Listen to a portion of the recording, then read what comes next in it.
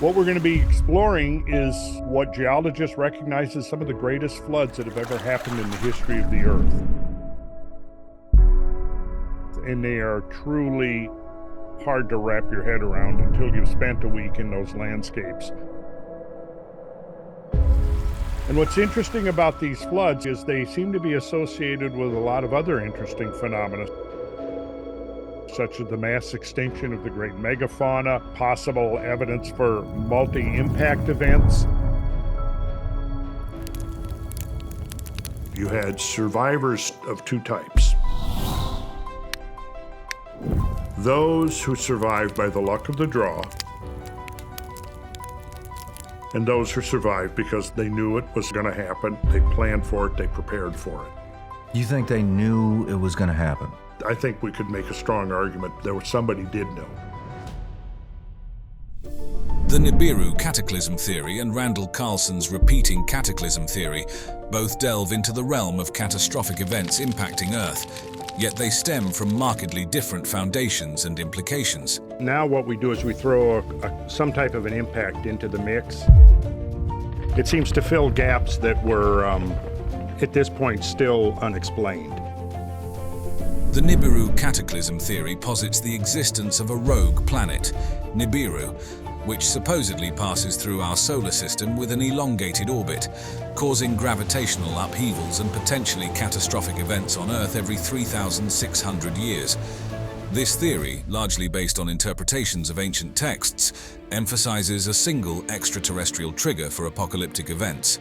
In contrast, Randall Carlson's theory is grounded in geological and astronomical evidence, suggesting that Earth has undergone periodic cataclysmic events due to a variety of natural causes, including comet impacts, volcanic eruptions, and ice age cycles. One of the scenarios would certainly suggest that there were extreme climate changes. Carlson, a self-taught geologist and scholar of ancient mythology, argues that these repeating cataclysms have shaped human history and the Earth's geology over millennia. While the Nibiru theory focuses on a specific, externally driven cataclysm linked to ancient myths, is there a possible hidden connection between Earth's cataclysms and Nibiru in space? There had to be something we needed to look at that triggered the extreme climate changes that we do see. The term Nibiru is deeply embedded in Sumerian and Babylonian mythology. It's a name that not only evokes the mysteries of the stars, but also connects us to the divine beliefs and astronomical prowess of ancient Mesopotamian cultures. So when we're looking back at Sumer, those are the people that are sort of reinventing and relearning. Well, part of our modern psychology is to imagine that we are somehow so far advanced. Nibiru is linked to the god Marduk, a central figure in the Babylonian pantheon. Marduk represents the meeting point of power, divinity, and cosmic order, highlighting Nibiru's immense significance in religious texts and its crucial role in the astronomical and calendrical systems of that era. When it comes to the astronomical significance of Nibiru, the Babylonians held it in high esteem. Nibiru was considered the highest point of the ecliptic, marking the summer solstice's position. This wasn't just an arbitrary point in the sky, it was vital for their calendrical system, influencing agricultural practices and religious ceremonies.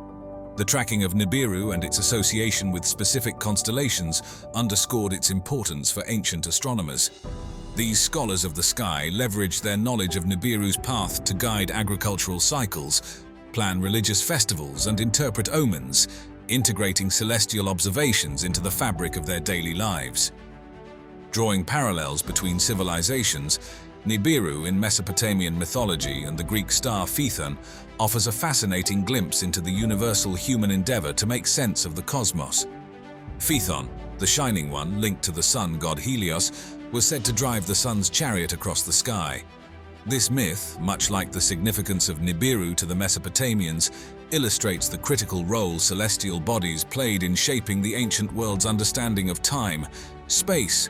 Both Nibiru and Phaethon's stories reflect a deep-seated belief in the power of celestial entities to influence or even dictate the fundamental rhythms of earthly existence. Zecharia Sitchin's The 12th Planet, published in 1976, kicked off a series of books that weave together ancient mythology, astronomy, and the notion of extraterrestrial life into a narrative that's as fascinating as it is controversial. Sitchin introduced the world to the idea of Nibiru, a mysterious, yet-to-be-discovered planet with a wildly elliptical orbit taking it deep into the cosmos, far beyond Neptune every 3,600 years. But where did such an out-of-this-world theory come from? Sitchin's answer: ancient Sumerian cuneiform tablets, which he interpreted as chronicling the existence of this 12th celestial body in our solar system, if you also count the sun and moon. At the heart of Sitchin's theory lies the Anunnaki, a race of advanced beings from Nibiru, who supposedly visited Earth about 450,000 years ago. Sitchin's narrative doesn't just place these extraterrestrials on Earth. It credits them with genetically engineering early humans to create modern Homo sapiens for the purpose of mining gold needed on their home planet. It's a tale that marries the genesis of human civilization with cosmic visitors, suggesting that the advanced astronomical knowledge of the Sumerians, including their awareness of Nibiru's orbit, was a gift from these otherworldly ancestors. Sitchin's proposal of Nibiru's 3,600-year orbit stems from his unique interpretation of the Sumerian numeral system and their concept of a great year. Despite the lack of concrete evidence from mainstream science to back up Nibiru's existence or its effect on our planet, the idea has captured the imagination of many. It's even sparked theories linking Nibiru to mass extinction events on Earth, with some suggesting that its gravitational pull might fling comets and asteroids towards Earth, triggering catastrophic events. What we certainly do see here is a clustering right around 13,000 years ago. That looks pretty evident to me. Sitchin's work draws an interesting parallel to the theories of Randall Velikovsky, especially those laid out in his 1950s book, Worlds in Collision. Like Sitchin, Velikovsky turned to ancient texts, interpreting them as accounts of catastrophic astronomical events that reshaped early human history and mythology. However, Velikovsky focused on collisions within our inner solar system, while Sitchin took the narrative further into space, introducing an extraterrestrial dimension with the Anunnaki and their distant unseen home planet, Nibiru. Both theories, while outside mainstream scientific consensus, offer a tantalizing glimpse into the possibility that ancient myths might hold more truth about our universe and origins than we've traditionally believed. So here we got mythology, and here we have scientific evidence that Earth was blasted. As the Mayan long count calendar ticked down to its final days in December 2012, the world was abuzz with talk of apocalyptic predictions. Central to the frenzy was the mysterious planet Nibiru, a rogue celestial body rumored to be on a collision course with Earth. This blend of ancient prophecy, modern-day conspiracy, and astronomical speculation had people everywhere wondering if we were on the brink of cataclysmic destruction. The idea was that Nibiru, invisible to astronomers yet somehow detected by those in the know, would either smash into Earth or come close enough to wreak havoc through its gravitational pull. NASA, stepping into the fray, did something quite unexpected for a scientific organization. It directly addressed these doomsday predictions. The space agency was clear. There was no evidence of Nibiru, nor any celestial threat looming on the horizon. If a planet were barreling towards us, it would have been spotted by countless eyes scanning the skies, both professional and amateur. NASA's extensive sky surveys, including those by the Wide-Field Infrared Survey Explorer, had turned up nothing that could be the mythical Nibiru. Enter Randall Carlson, a self-taught geologist with a penchant for catastrophism. Carlson has delved deep into Earth's geological record, uncovering evidence of repeated cataclysmic events that have dramatically reshaped our planet. From rapid climate shifts to massive floods and comet impacts, his research paints a picture of Earth's tumultuous history and its impact on human civilization. This is where things get interesting. Could a hypothetical Nibiru fit into this pattern of cataclysms? Some might speculate that if Nibiru existed, its elongated orbit could coincide with these catastrophic periods, possibly acting as a gravitational catalyst for comet showers or other disruptive events. The broader scientific community, however, frames these cataclysms within the context of natural Earth processes and known astronomical phenomena. Events like asteroid impacts, supervolcanic eruptions, and ice age cycles are recognized as part of Earth's dynamic history, but are attributed to natural causes rather than the influence of an unseen planet. The dialogue between speculative theories like Nibiru and the scientific exploration of Earth's cataclysmic past, as undertaken by researchers like Carlson, underscores our fascination with cosmic disasters. It reflects a deep-seated curiosity about the forces that have shaped and continue to influence our planet. While one path ventures into the realm of myth and pseudoscience, the other seeks to unravel the mysteries of our world through the rigorous lens of geology and astronomy. Together, they highlight our ongoing quest to understand the cataclysmic events that mark Earth's history and the cosmic ballet that plays out above us. See, the thing about Noah and the Ark, though, if you go back to that story is very similar to a story that's in the Epic of Gilgamesh. They found, like, just looking at DNA, that all of humanity at one point got wiped out except for like one village. Everyone has descended from the same group of about 5,000 people.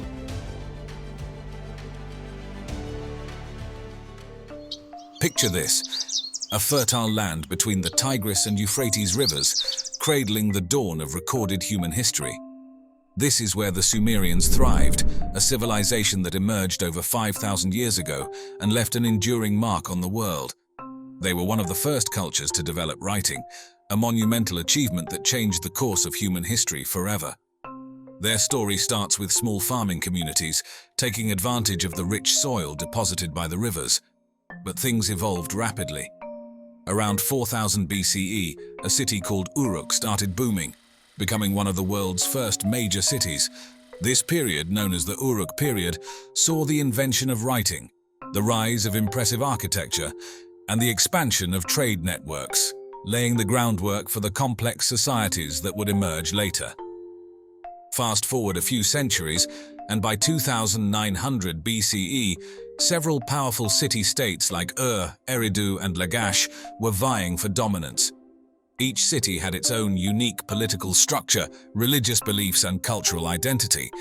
Think of them as independent kingdoms, each with its own way of life. These city-states were the heart and soul of Sumerian civilization.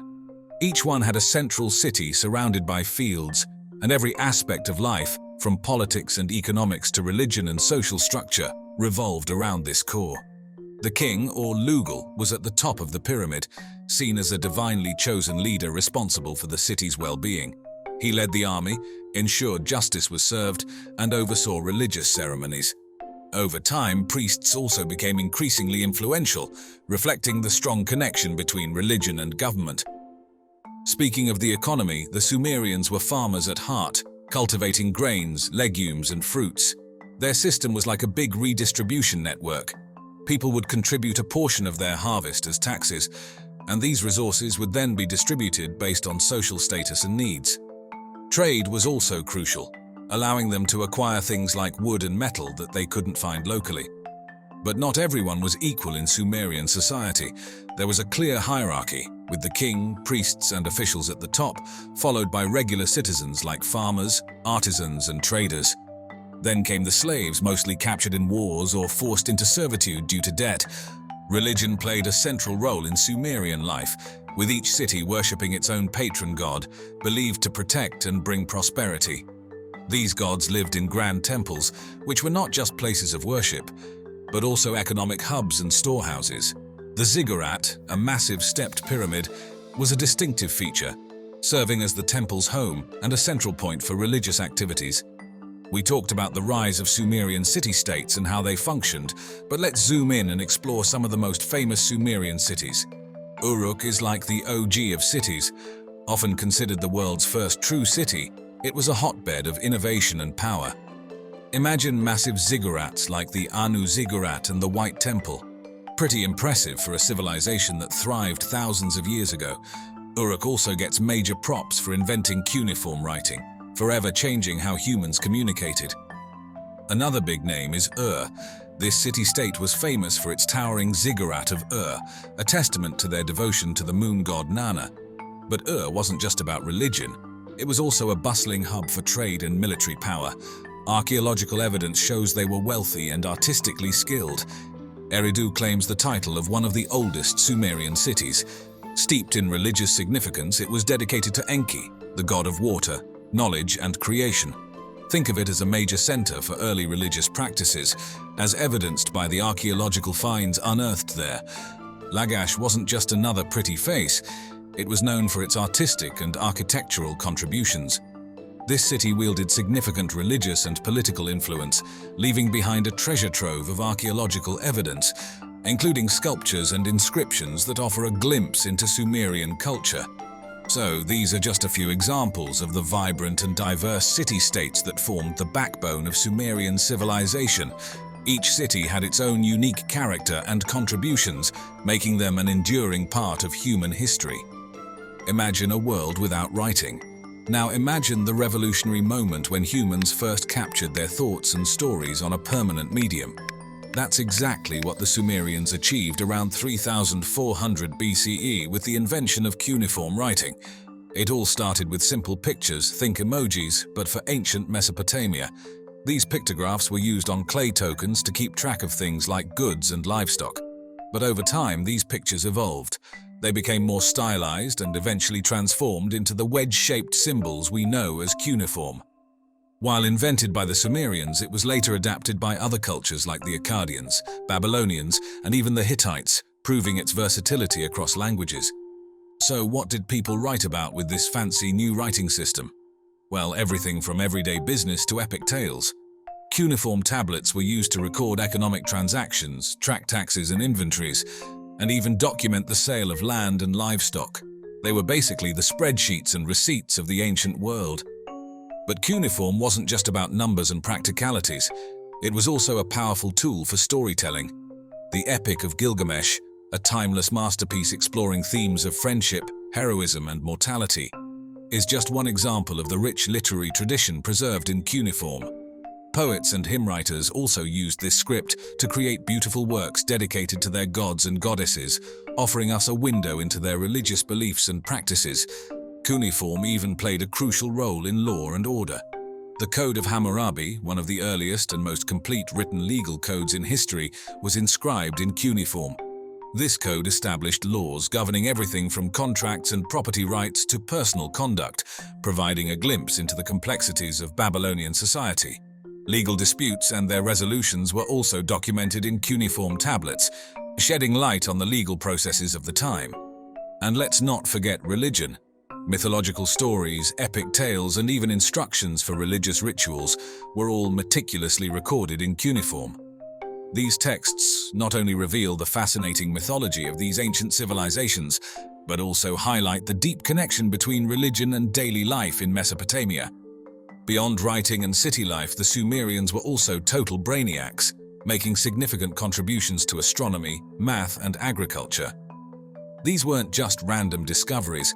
They had a lasting impact that continues to shape our world today. Let's start with the stars. The Sumerians were among the first to develop a lunar calendar, keeping track of time based on the moon's cycles. This calendar helped them plan their farming, religious festivals, and even their daily routines. Think of it as an ancient to-do list synced to the moon.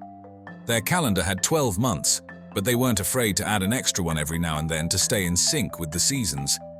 The Sumerians were also math whizzes, inventing the sexagesimal system, which is basically a fancy way of saying they used base 60 instead of our usual base 10.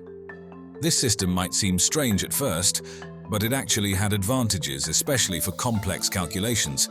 It's the reason we have 60 minutes in an hour and 360 degrees in a circle, both remnants of this ingenious Sumerian invention. Fractions and advanced astronomical calculations also benefited from this system. Speaking of astronomy, the Sumerians were stargazers extraordinaire.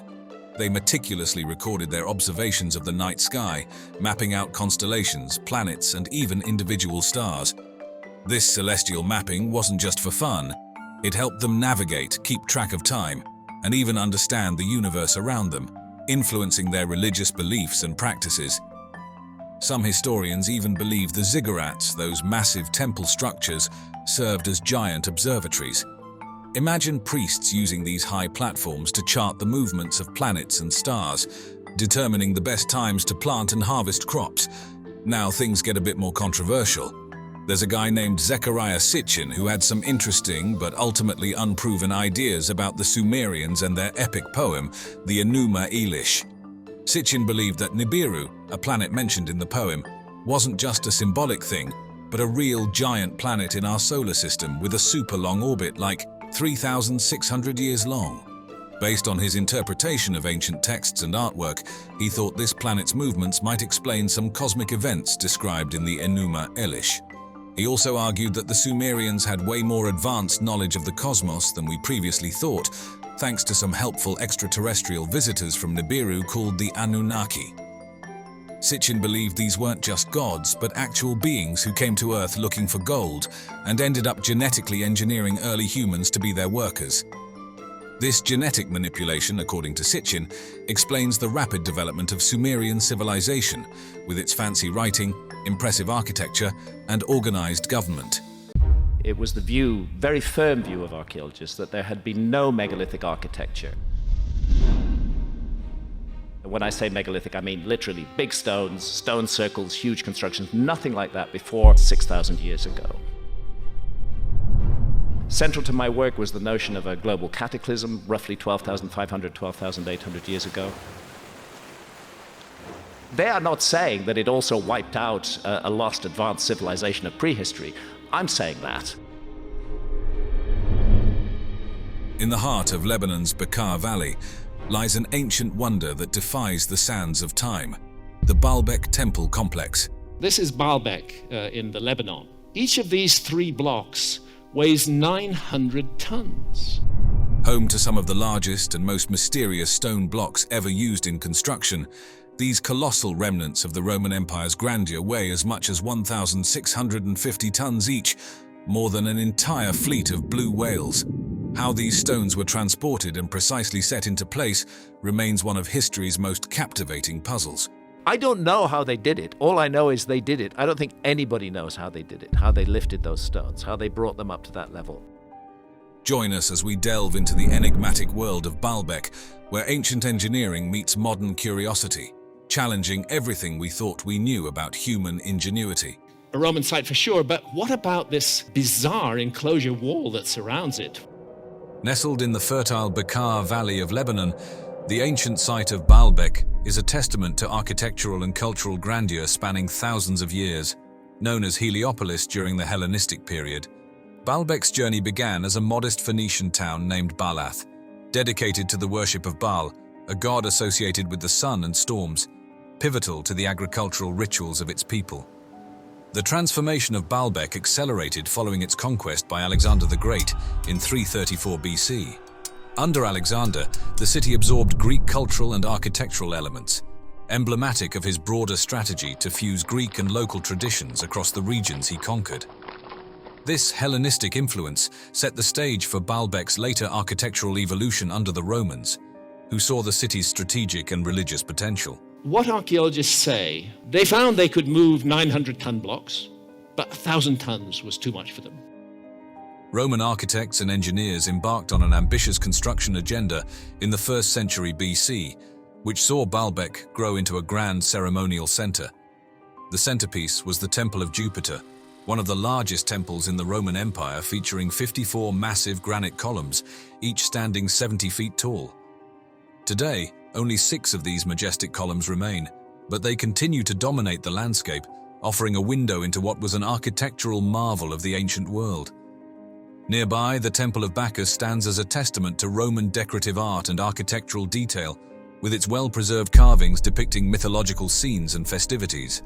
Not far from these, the Temple of Venus showcases a unique circular design, breaking from traditional Roman architectural norms and highlighting a syncretic blend of Roman and local religious practices. Balbec's construction feats, especially the transportation and placement of massive limestone blocks, draw parallels with other ancient marvels like the Egyptian pyramids and Stonehenge, showcasing the Romans' advanced engineering techniques. Look at the famous King's Chamber. Its walls and its ceiling of the King's Chamber are all made with gigantic blocks. The site was not just an architectural statement, but also a cultural hub, attracting pilgrims and spectators from across the empire to its religious festivals and games, blending Roman and local traditions in grand displays of public celebration. In comparison to other monumental Roman sites like the Pantheon in Rome, Balbec stands out for its scale, and the complexity involved in erecting such gigantic structures far from the Roman heartland. The Pantheon, with its massive dome and oculus, reflects similar ambitions in Roman architectural prowess, but in a vastly different urban setting. Both sites, however, illustrate the Roman Empire's architectural ambition and its ability to mobilize resources and technology across its vast territories. The stone blocks of Balbec, particularly within the Temple of Jupiter complex, represent some of the most astonishing elements of ancient architecture found anywhere in the world. These massive stones serve as a testament to the extraordinary engineering prowess of their builders. Their construction techniques and capabilities continue to spark both fascination and scholarly debate. At the heart of the complex sits the Trilithon, a trio of stone blocks that form the podium of the Temple of Jupiter. Each stone measures roughly 64 feet in length, 13 feet in height, and 14 feet in width, and weighs about 800 tons.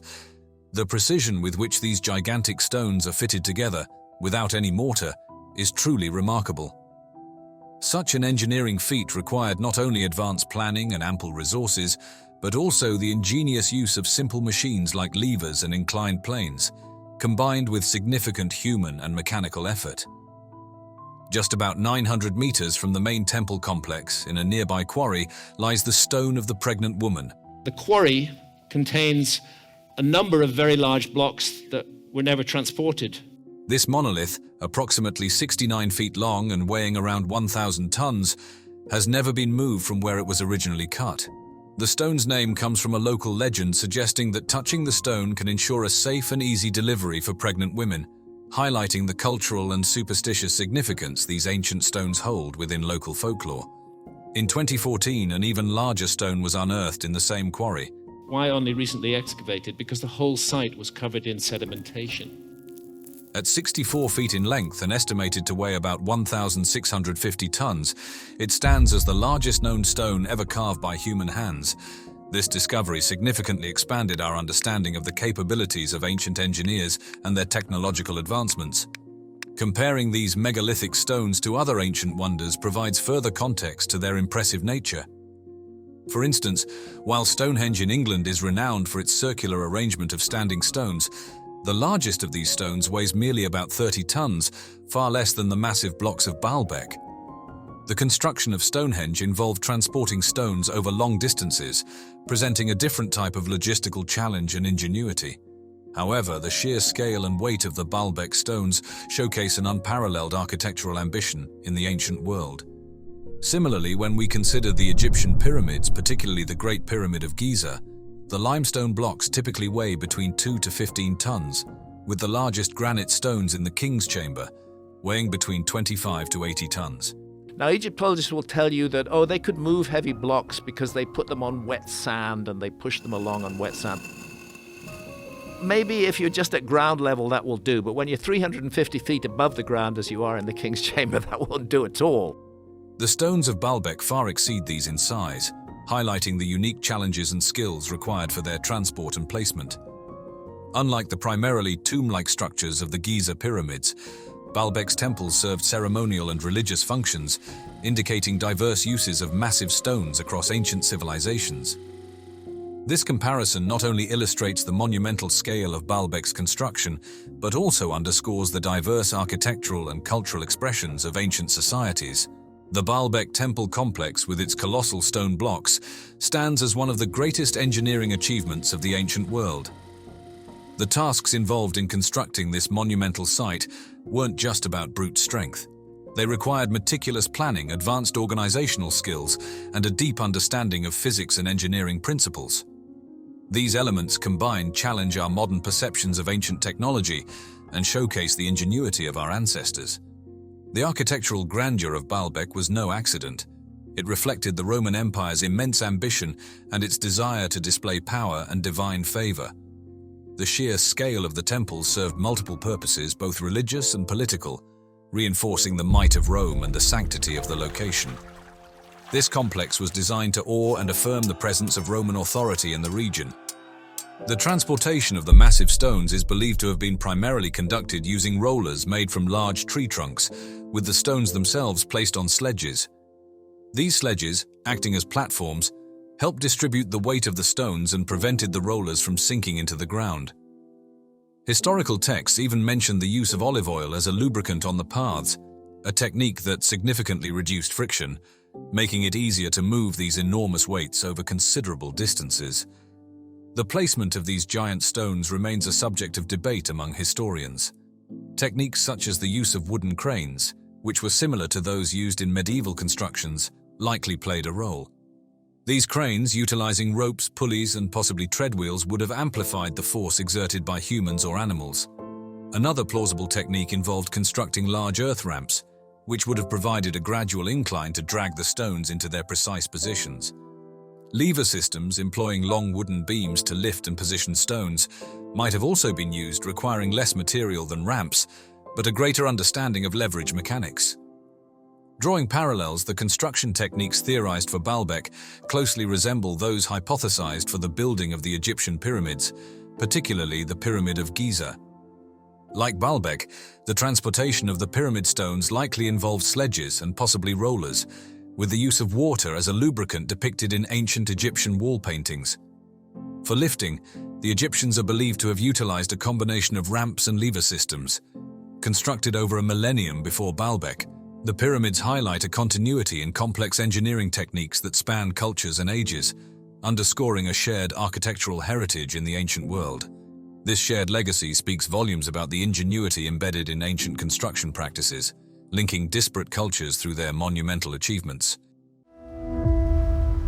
Very little is left of the ancient North American monuments. More than 90% of the structures that were documented in the 19th century are now completely gone. And of the less than 10% that remain, the majority have been vandalized and destroyed.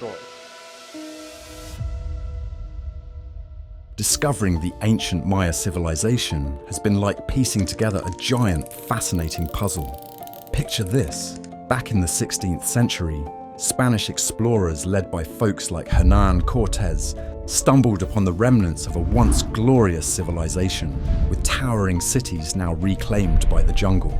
Oh, the tragedy of the North American pyramids.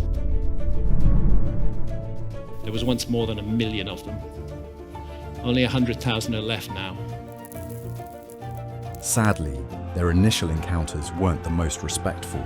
A lot of Maya history got lost or destroyed, thanks to biases and a general lack of understanding. The horrendous catastrophe of the Spanish conquest. The Spanish sent ahead of them terrible diseases like smallpox. Fast forward to the 19th century, and there's a renewed buzz about the Maya. This time, it's explorers and adventurers trekking through the jungles of Central America and the Yucatan Peninsula, hungry for knowledge about these ancient peoples. Two guys, John Lloyd Stephens and Frederick Catherwood, became the rock stars of Maya exploration. In the 1830s and 1840s, they journeyed to sites like Copan and Palenque, sketching and writing about their finds. Their work lit up the world's imagination with tales and visuals of the Maya's grand cities and sophisticated culture.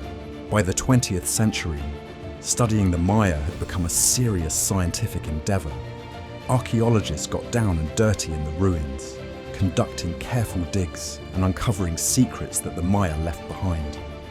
Big projects at places like Copan and Chichen Itza peeled back layers of mystery, revealing intricate details about how the Maya lived, worshipped, and governed themselves. If you have a relatively short time frame to deal with, then searching for a lost civilization becomes much more complex and much more difficult. Discoveries at Tikal and Palenque gave us peeks into royal life, with their elaborate tombs and stunning artwork.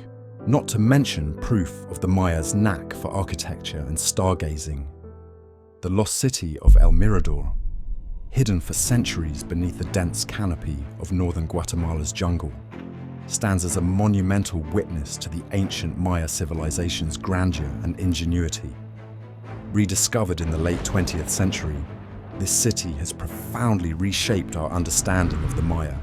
pushing back the timeline of their architectural and societal achievements to much earlier than previously recognized.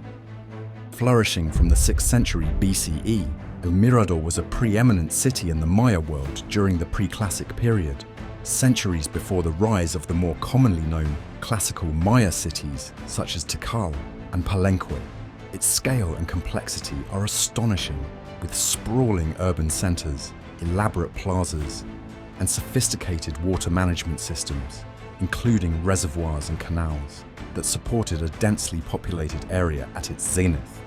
The centerpiece of El Mirador is the colossal La Danta pyramid. Towering above the forest, La Danta is not just the largest pyramid in the Maya world, but also one of the most massive ancient structures in the world by volume. The pyramid's base covers an area larger than 9 football fields, and it rises to a height of approximately 230 feet. Constructing La Danta would have required moving millions of cubic meters of earth and stone. A staggering feat given the absence of metal tools, the wheel, or domesticated beasts of burden. This monumental effort underscores the advanced engineering skills and social organization of the Maya, capable of mobilizing and sustaining such a large workforce. El Mirador's discovery also brought to light an extensive network of raised causeways, known as Sacbiob, connecting it with other cities and settlements across the region. These causeways facilitated trade, movement, and possibly acted as political and ceremonial pathways, illustrating the city's importance as a regional hub. One of the most intriguing theories about El Mirador, and the pre-classic Maya in general, concerns the reasons for the city's decline and eventual abandonment around the end of the 1st millennium BCE. Researchers speculate that extensive deforestation and the demands of large-scale agriculture may have led to environmental degradation, reducing the city's ability to support its population. This theory suggests a cautionary tale about the sustainability of human-environment interactions, echoing modern concerns about environmental management and conservation. Comparatively, El Mirador and its monumental architecture can be paralleled with ancient Egypt's Old Kingdom, which was contemporaneously constructing its own colossal structures, including the pyramids of Giza. Both civilizations achieved remarkable architectural feats without the advantages of modern technology, relying instead on a profound understanding of engineering, astronomy, and mathematics. However, whereas Egypt's pyramids served primarily as tombs for pharaohs, Maya pyramids like La Danta were multifunctional, serving as temples and possibly observatories, reflecting the Mayas' integrated approach to religion, governance, and science. The decipherment of the Maya script stands as one of the most enthralling detective stories in the history of archaeology and linguistics. For centuries, the intricate hieroglyphs carved into stone monuments, painted on pottery, and written in the few surviving bark paper books remained a locked treasure trove of the ancient Maya civilization's wisdom. The breakthrough in the 20th century, primarily attributed to the insights of Russian linguist Yuri Knorozov, transformed our understanding of the Maya, unveiling a civilization rich in history, culture, and scientific knowledge. The Maya script is a complex system of glyphs which had stumped scholars for years. Early attempts at decipherment were hampered by the assumption that the script was purely ideographic, representing ideas rather than sounds, much like the Egyptian hieroglyphs before their decipherment. This led to numerous speculative and often incorrect interpretations of Maya texts. The turning point came in the 1950s with Yuri Knorozov. He proposed that the glyphs were not only logographic, but also phonetic, representing sounds. Knorozov's insight was based on the use of the Landa alphabet, a set of glyphs recorded by Spanish Bishop Diego de Landa, which had been dismissed by many as inaccurate. Knorozov suggested that these glyphs could represent phonetic sounds as well as logographic symbols. This approach opened the door to reading the Maya script as a fully functional writing system that included phonetic elements. Knorozov's work sparked a new wave of interest and research, leading to a collaborative international effort to crack the Maya code. Scholars such as David Kelly, Tatiana Proskouriakov, and later Linda Scheller and David Stewart, among others, made significant contributions.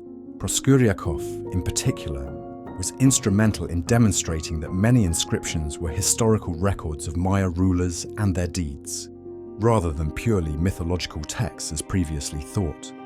This shifted the direction of Maya epigraphy towards historical reconstruction. One fascinating theory that has emerged from the study of Maya texts is the advanced nature of Maya astronomy and mathematics. The decipherment of the Dresden Codex, one of the surviving Maya books, revealed complex tables for predicting lunar and solar eclipses, the movements of the planet Venus, and the cycles of the Maya calendar. At the heart of their astronomical studies was the observatory at Chichen Itza, known as the Caracol.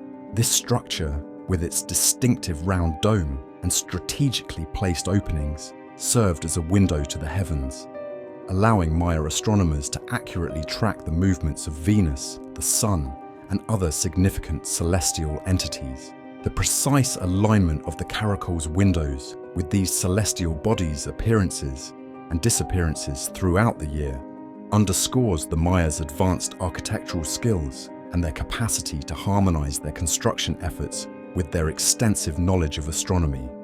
This integration of astronomy into various aspects of Maya life highlights a civilization that valued the stars not merely as subjects of curiosity, but as essential guides for earthly endeavors.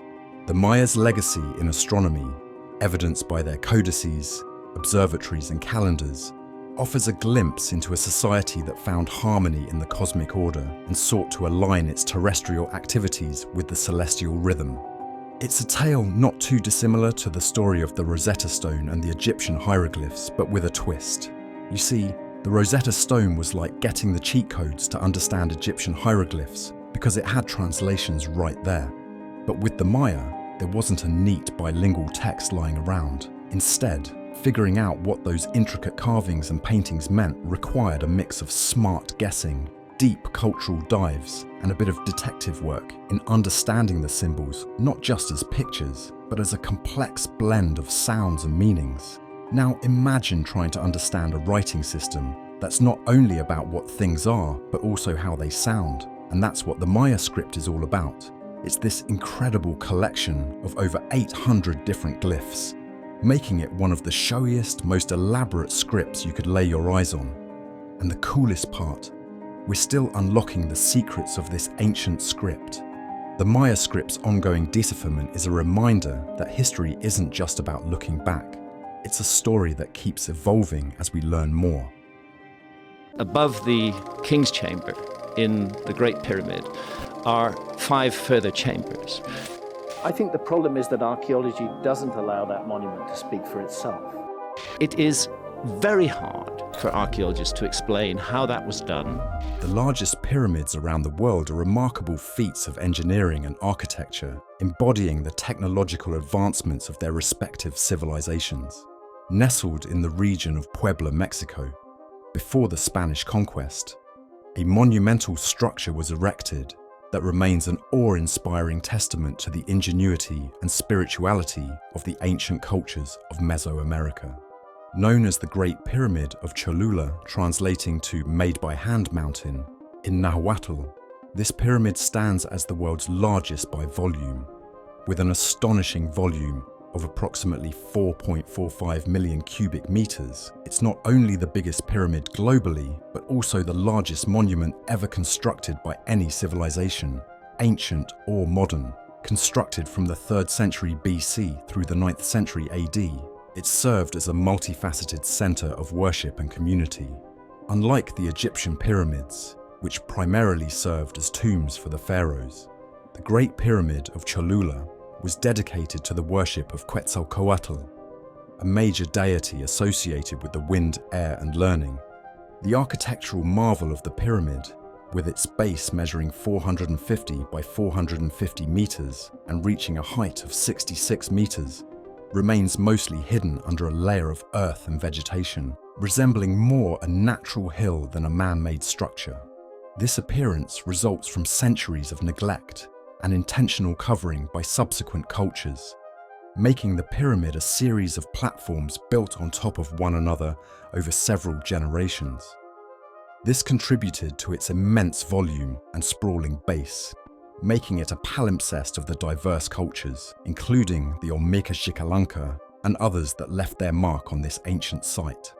Atop the pyramid stands the Church of Our Lady of the Remedies, a symbol of the Spanish conquest and the forced Christianization of the indigenous population. Constructed in the 16th century, this church represents the visual and symbolic fusion of pre-Hispanic and Spanish colonial periods in Mexico, placed strategically to assert the dominance of Christianity over the pagan religions. An intriguing theory about the pyramid's construction suggests that it was intended to mimic the surrounding mountains, creating a man-made version that could be seen as the center of the universe, or a point of communication between the divine and the earthly. This is supported by its nickname and its orientation, which aligns with the cardinal points and significant celestial events, hinting at a deep astronomical knowledge and spiritual significance. When compared to the Great Pyramid of Giza in Egypt, which is often celebrated for its precision and scale, the Great Pyramid of Cholula surpasses it in volume and the length of time over which it was constructed. Within the ancient city of Teotihuacan, Mexico, the Pyramid of the Sun stands as a testament to the astonishing architectural capabilities and profound astronomical knowledge of its builders. This majestic structure, erected around 200 CE, is not only the crowning jewel of the Teotihuacan complex, but also ranks among the largest pyramids in Mesoamerica. Its creation, achieved without the modern conveniences of metal tools, wheels, or animal labor, showcases the extraordinary dedication and advanced engineering skills of the Teotihuacan people.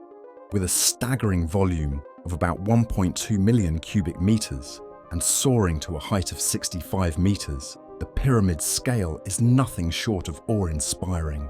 Its base sprawls over more than 10 acres, a space filled with approximately 3 million tons of stone, meticulously placed by countless hands. The Pyramid of the Sun was far more than an architectural marvel.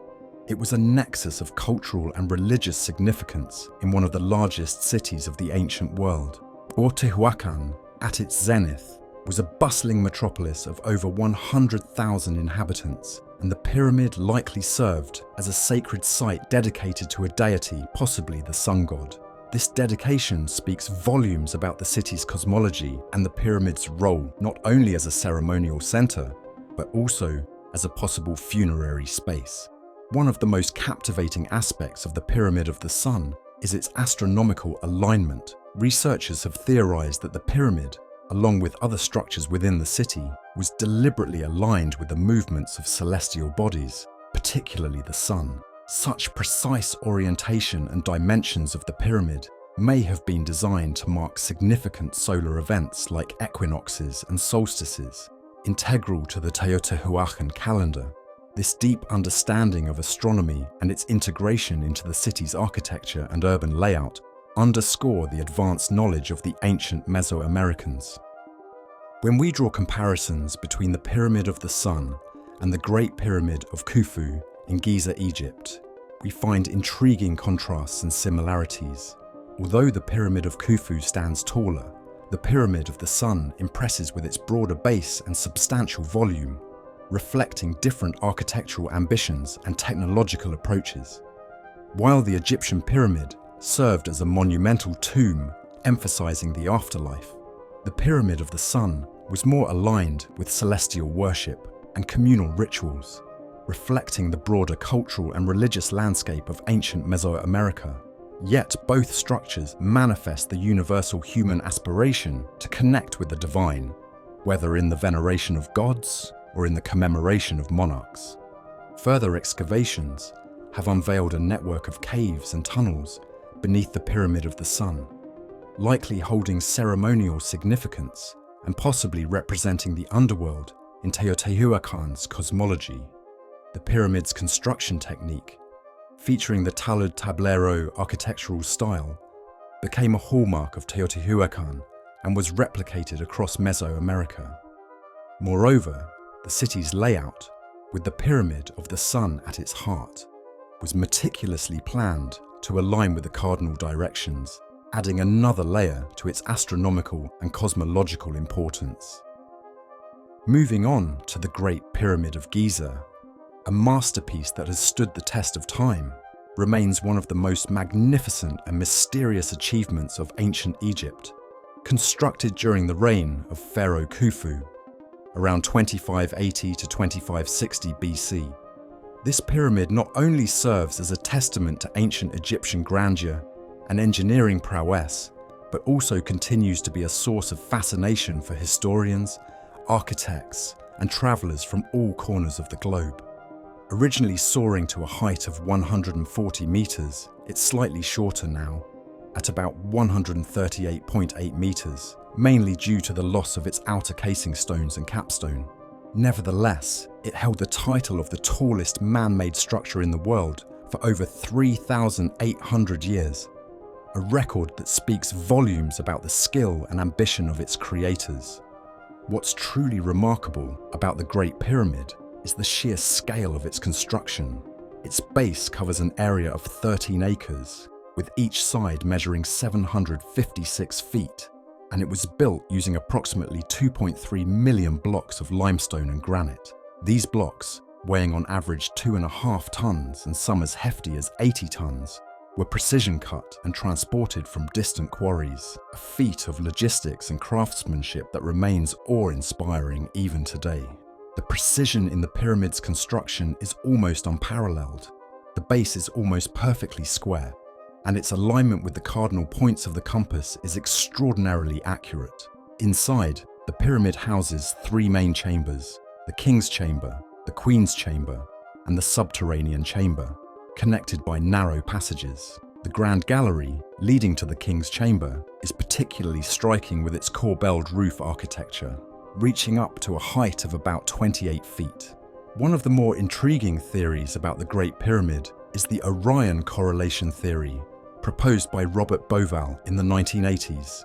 This theory posits that the layout of the 3 main Giza pyramids mirrors the alignment of the 3 stars in Orion's belt.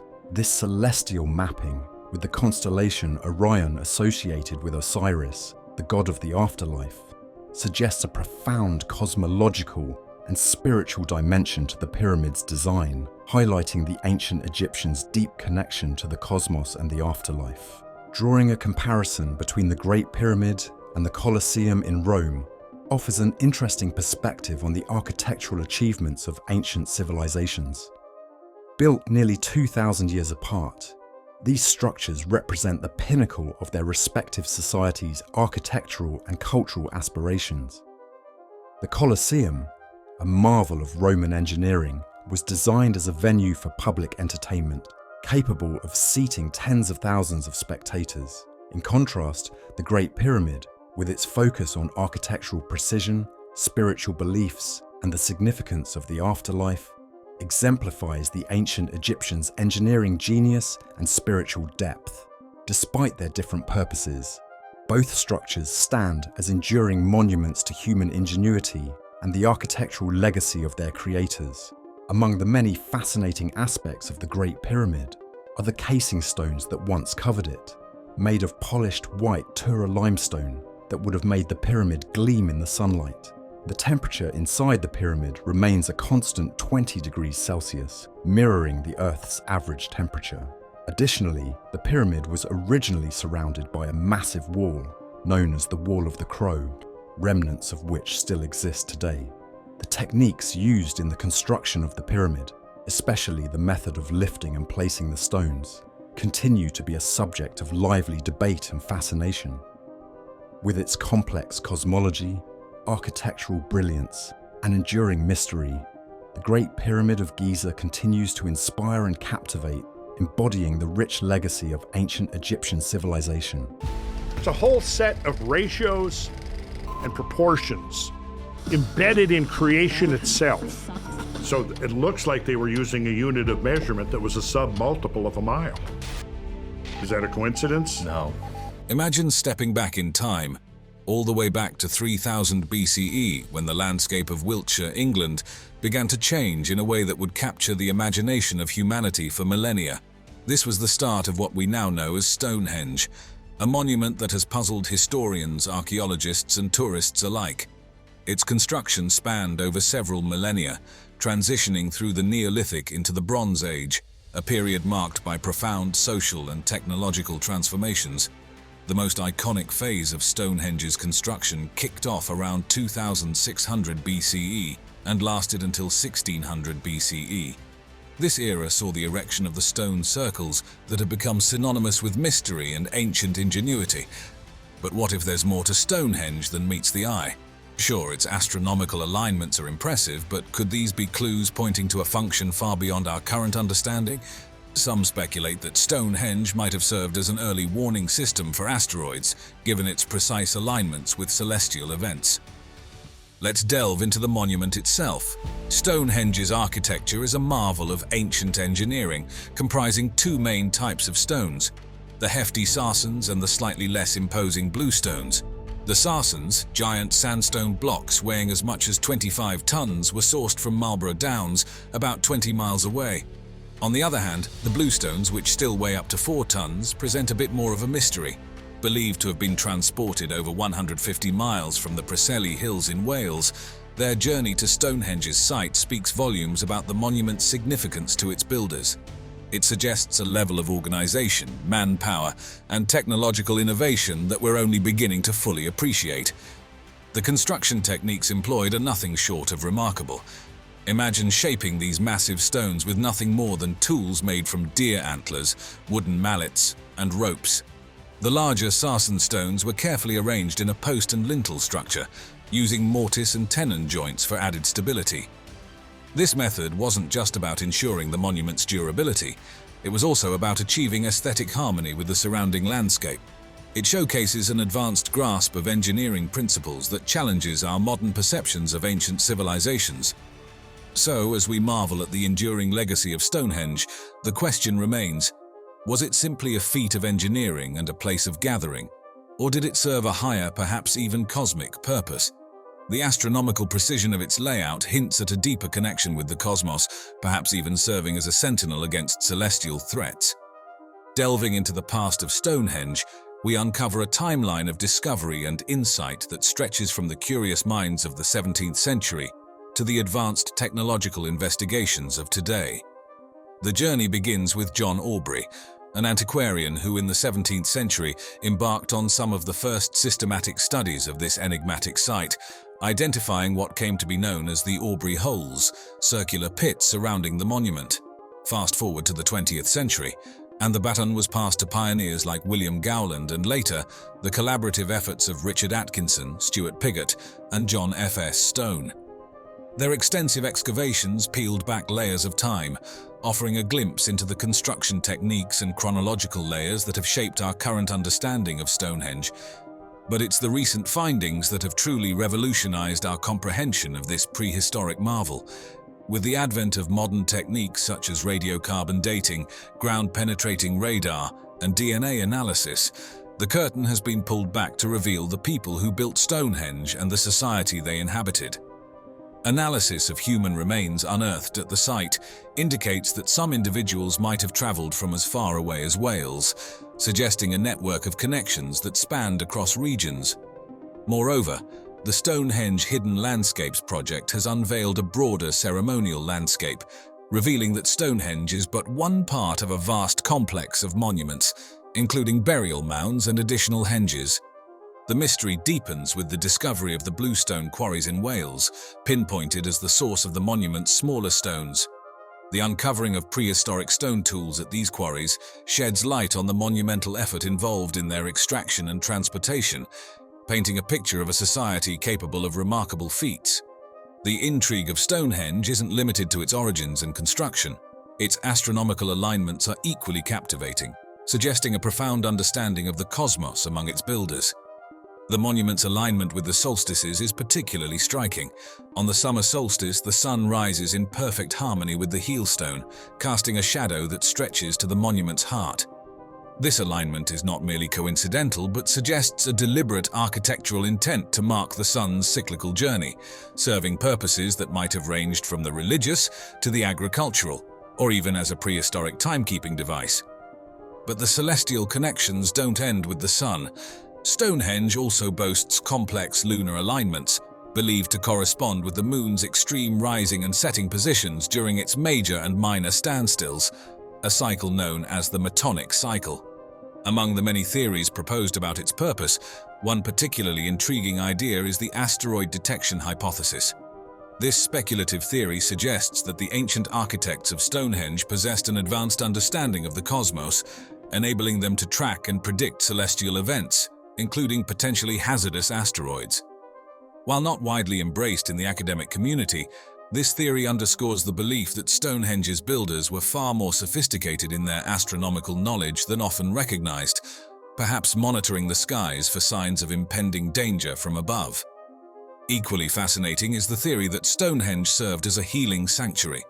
Archaeological discoveries of numerous human remains near the site, many showing signs of illness or injury, support this notion. The bluestones integral to the monument's structure are reputed to have healing properties, suggesting Stonehenge was a place of pilgrimage for those seeking physical and spiritual healing across prehistoric Europe. This idea paints Stonehenge not just as a monument of astronomical significance, but as a center of immense cultural and spiritual importance, where ancient peoples sought solace and renewal. Another captivating theory proposes Stonehenge as a portal to the ancestors, a sacred site where the living could connect with the dead or divine entities. Supported by the burial of human remains dating back to the monument's earliest phases, this theory is further enriched by Stonehenge's precise alignments with celestial events, particularly the solstices. These alignments may have symbolized the eternal cycles of life, death, and rebirth, with Stonehenge acting as a bridge between the earthly and the ethereal. Exploring comparisons with other ancient monuments offers additional insights into Stonehenge's significance. Newgrange in County Meath, Ireland, shares Stonehenge's fascination with astronomical phenomena, with its main passage aligned to catch the winter solstice sunrise. Though differing in construction, Stonehenge's open-air circles contrast with Newgrange's covered passage and chamber. Both sites demonstrate a deep engagement with the movements of the sun, reflecting a widespread prehistoric concern with celestial cycles. Another comparison with the pyramids of Giza in Egypt further highlights the diversity of ancient engineering and astronomical understanding. Both Stonehenge and the pyramids are aligned with astonishing precision to astronomical phenomena, yet they serve different purposes and employ different construction techniques. Stonehenge's alignment with the solstices might have functioned as a prehistoric calendar, while the pyramid's orientation towards the cardinal points and specific stars speaks to their own unique cosmological significance. Randall Carlson takes us on a fascinating journey through the lens of sacred geometry and ancient wisdom, revealing how some of the world's most iconic structures are not merely feats of architectural brilliance but also vast repositories of complex mathematical, astronomical, and metaphysical knowledge. His exploration suggests that the ancients had a grasp of the cosmos and the fundamental principles of reality that goes far beyond what we often give them credit for. This idea nudges us towards rethinking the old knowledge and pondering its relevance in today's scientific and philosophical realms. Take, for example, the Great Pyramid of Giza. It's not just a wonder of the ancient world for its sheer size and durability, but also for how it embodies the principles of sacred geometry. Carlson points out that the pyramid might encode significant mathematical constants like pi and the golden ratio, essential for understanding circular geometry and the aesthetics of proportion, respectively. The notion that the pyramid's dimensions could reflect such profound mathematical concepts suggests an architectural aim intertwined with deep symbolic meaning, possibly mirroring the ancient Egyptians' cosmic understanding and their view of the universe's order. But the Great Pyramid is just the starting point. Carlson dives deeper, suggesting that ancient constructions were intentionally designed to convey wisdom about the cosmos and the very structure of reality. The alignment of many ancient structures with celestial bodies, the harmonic principles reflected in their dimensions, and the metaphysical insights they offer, all hint at a sophisticated ancient understanding of numerical relationships and their resonance with the cosmos. These structures could thus be seen as keys to unlocking the mysteries of reality, embodying a worldview that perceived the universe as an interconnected whole, governed by geometric and mathematical laws. One of the most intriguing aspects of Carlson's theory is the idea of a global grid of sacred sites, connected through energy lines or ley lines. This concept extends beyond the Great Pyramid to include other monumental sites like Stonehenge, Machu Picchu, and the Nazca Lines. According to this theory, these sites were not randomly chosen but strategically placed to tap into the Earth's natural energies for spiritual, healing, or knowledge-enhancing purposes. This global network suggests a sophisticated, perhaps even universal understanding of Earth's energies and their importance to human consciousness and civilization, an understanding that may have been deliberately concealed or lost over millennia. Through Carlson's eyes, we're invited to look at ancient structures not just as relics of the past, but as beacons of a lost wisdom that understood the deep connections between geometry, astronomy, and the very fabric of reality. His theories encourage us to reconsider the ancients' capabilities and the profound knowledge that may have been encoded in the monumental legacies they left behind.